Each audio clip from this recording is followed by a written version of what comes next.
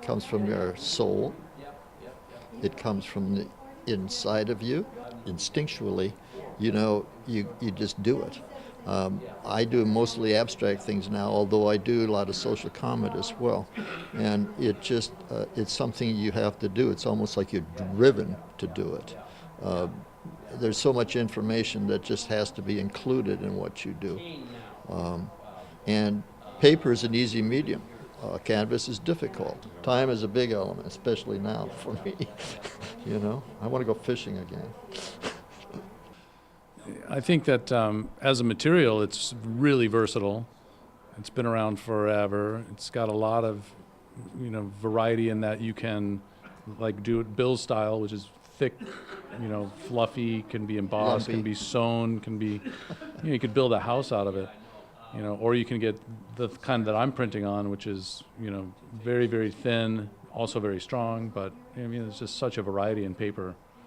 You can find a kind of paper that'll do whatever you want it to do. You can make a very large sheet of paper, but the strength is not there because it's essentially a felted thing as the canvas is woven. So it has a more directional strength that you don't always get with a felted material. I grew up in the West, and so I'm, more akin to going west. I like the big mountains, the desert. Those are kind of my two places that I return to most frequent. I saw as much as I could see of Glacier National Park over those 5 years, and so now I've kind of moved on from there, but it's a spectacular place. And I want to get into more remote places, like go to Baffin Island or some of these places that I've never been, and that aren't necessarily about the mountains as much as they are about remote. So I'm looking for that, and Wind River Range will have a little of both of those, very big mountains and also not well known, not well traveled, pretty remote kind of places. So I'm looking for some solitude, but some grandeur, I don't know if Bruce fishes. He's a No, backpacker. yeah, if I go out there, that's exactly what I would do, sit and paint. I like all of Bill's stuff.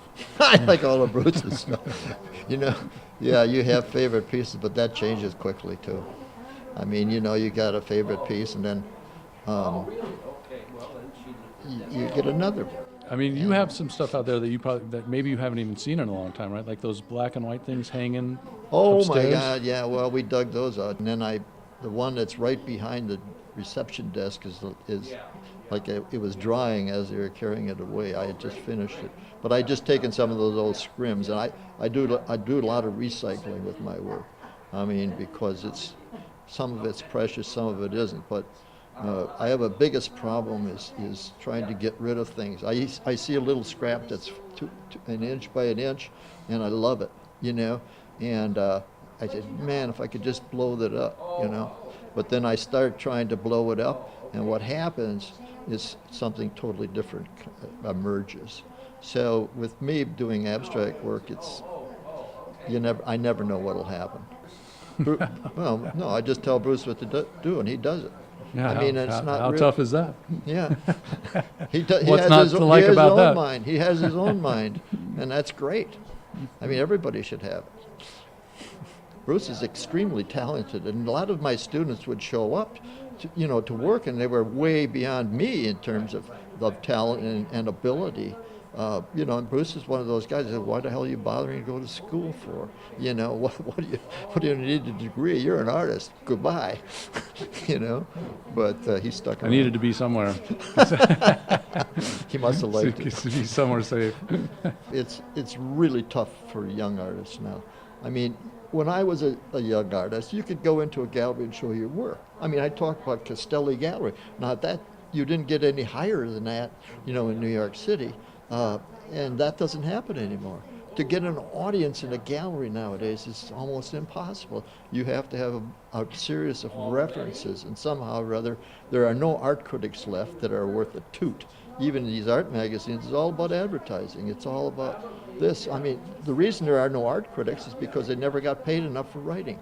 I mean, between artists and writers, by God, they struggle, I know a lot of people that have written books and they make no money from it whatsoever, and they might be good writers, but you got to catch on somehow. You got to have somebody promoting you, And if you don't want to do it yourself, it's even tougher. And trying to find someone that's maybe even tougher than that, I don't know. Well, the last thing I did, which I finished yesterday, are some of those little boxes I did out there. That was more of a physical thing than it was anything, and just trying to get them done. But I'm not sure what I'm going to do next. I know that I'm going to do more three-dimensional things than I've done in the past. I did one recently as a commission, and it kind of set me going a little bit. So we'll see where that goes. And I'm working on Rocky Mountain National Park project, so I've got 3 more to finish by May and to put into a book. So I've been working on that for a year, and I'm ready to, call it quits on that one and move on to the next one. So.